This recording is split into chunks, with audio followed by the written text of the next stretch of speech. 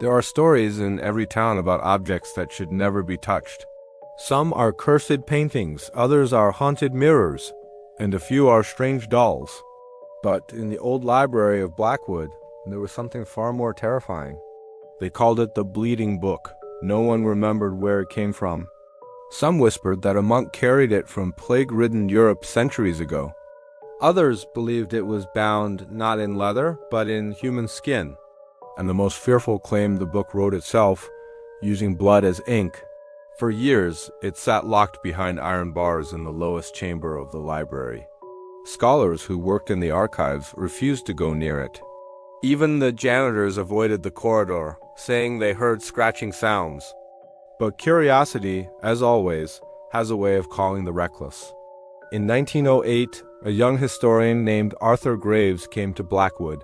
Arthur was fascinated by folklore and cursed relics.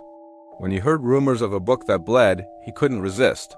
He bribed the night watchman to let him inside the restricted chamber. The chamber smelled of damp stone and candle wax. At the center, inside a glass case, rested the book. Its cover was dark, cracked, and oddly worn to the touch. Arthur swore he saw the faint shimmer of veins under the surface. Against all warnings, he opened the case and lifted the book. The air grew heavy, as if the walls themselves were watching.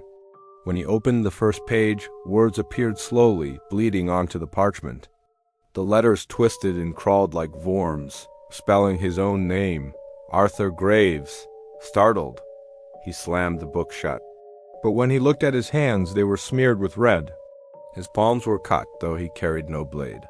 The book had drunk from him, feeding as he touched it. Arthur fled the library, but the book was no longer inside. Somehow it had followed him home, resting on his desk. He tried to burn it in the fireplace, but the flames recoiled. The book hissed, as if alive, and the fire turned black. At night, whispers filled his house. They came from the pages, muttering names of strangers. The names belonged to people in his town who soon fell ill or vanished. Every name written in the book was claimed by death within days. Arthur became obsessed, trying to understand its power.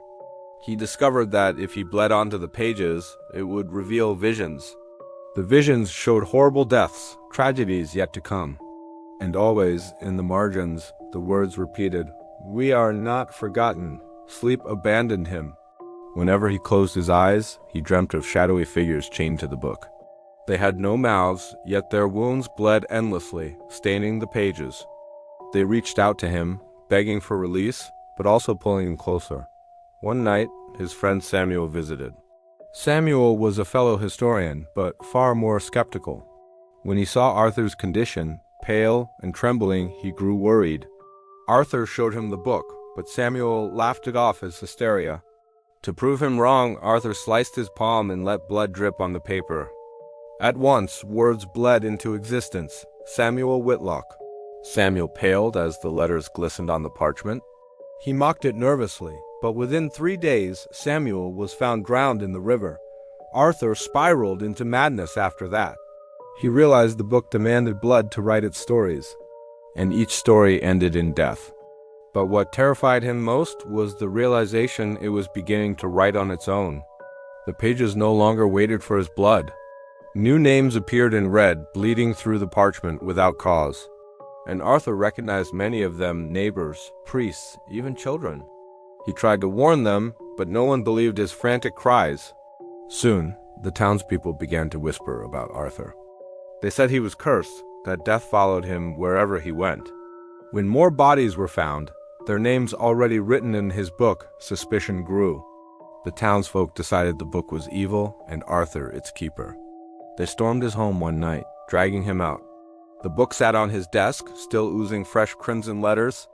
They tried to burn it, bury it, even tear it apart. But every attempt failed, and their efforts only enraged the town further. Arthur was taken to the old asylum on the hill. He screamed about voices and shadows that no one else could see.